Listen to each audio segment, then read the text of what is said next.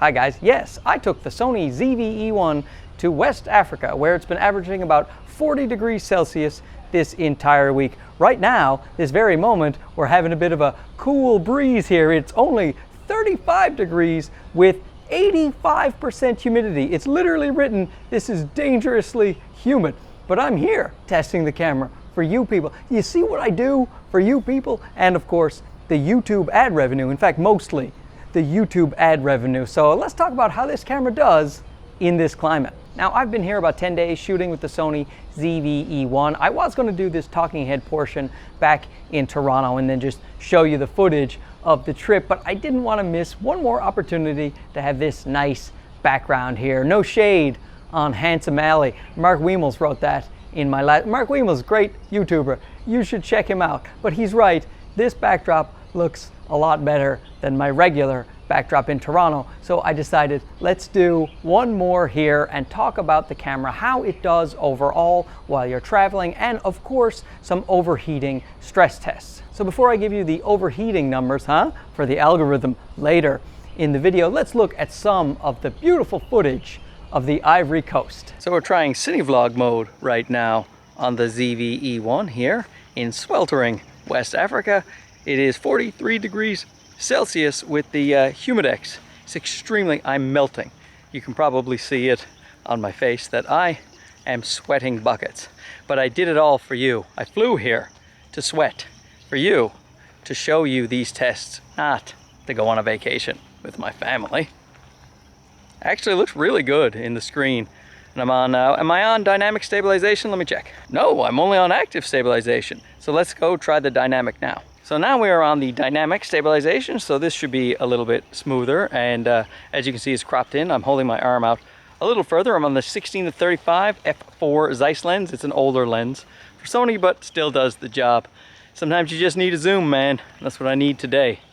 Looks good. Let's switch to how I would actually normally use the camera. So this is S-Log 3. I'm no longer doing the CineVlog, so you're not going to see those black bars. This is S-Log 3, and I'm using my Paul Leeming corrective LUT, still on dynamic stabilization, walking in and out of sunshine, getting overexposed at times, doing a terrible job of vlogging.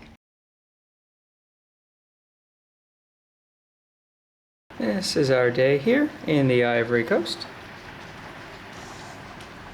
Having lots of fun here in our hotel room. And because the camera is so small, compact, and light, it has been a joy to use. And that stabilization, the regular active stabilization, is good. The dynamic stabilization is very good. And it also has gyro data recording inside, so you can run it through Catalyst Browse or Catalyst Prepare and get even smoother footage if you'd like. The onboard microphone is excellent. It's just when you're out there and the environment, if it's not too noisy outside, it is crystal clear. It sounds very good. Often I would just want to use the audio coming straight from it instead of syncing it up in post. Right now, I definitely want to sync it up in post because there's a bunch of annoying birds that will not shut their beaks right over here. There's all these stupid birds right there trying to film a YouTube video, guys. You gotta cut them some slack. They don't realize they're looking at a famous Canadian YouTuber. And the screen is actually quite usable. I use it on sunny weather mode, and I'm also using the LUT. You can apply your own custom LUT to it, so I can see my footage, what it looks like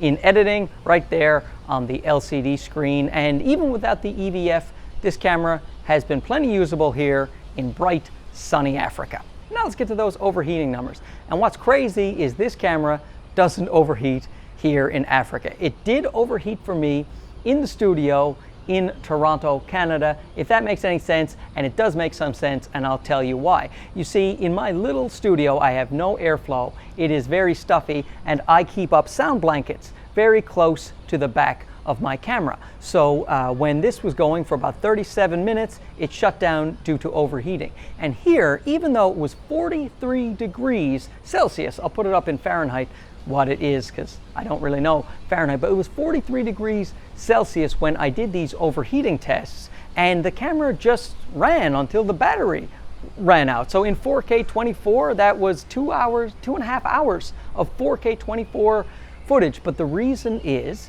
because as you can see with the trees, there is a breeze.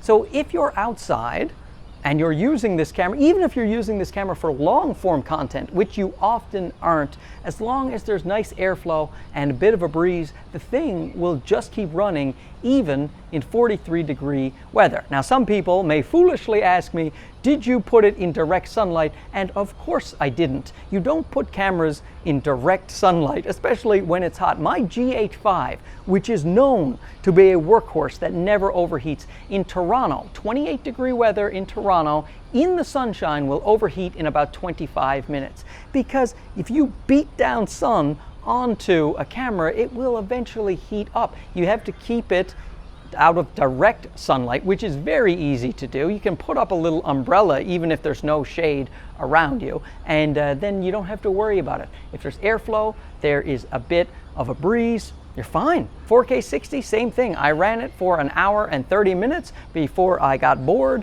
and it just did not overheat. It seems counterintuitive that the camera wouldn't overheat in Africa, but does overheat in a studio in Toronto. But that's the thing, that this camera is meant to be out and about. It is meant for not only short clips, but for being outside, being in conditions where there is a nice bit of airflow. If you're completely cutting off the airflow and you're in a stuffy room where the heat can really build up, that is when you're going to run into problems, which is why I did the video. If you get a little personal fan, or you stick one of those cooling fans for video gaming systems on the back of the camera, then you're going to be fine for long form content as well inside your stuffy little studio. But if you're using the camera the way that Sony is marketing this camera to be used, as in vloggers, as in travelers, as in people going out and about, seriously, there is no problem at all. If it can work here, pretty sure it can work wherever you are. So that's it, signing off from West Africa. The next time you see me, I will be back in Canada, most likely watching hockey, although this has been the worst playoffs in the history of the NHL as far as I can see. I'm extremely bored with the teams that have made the finals. Oh well, what are you gonna do? Talk to you again soon. Okay, bye-bye. Maybe I should switch to soccer. That's what they watch around here. But they call it football. Crazy, right?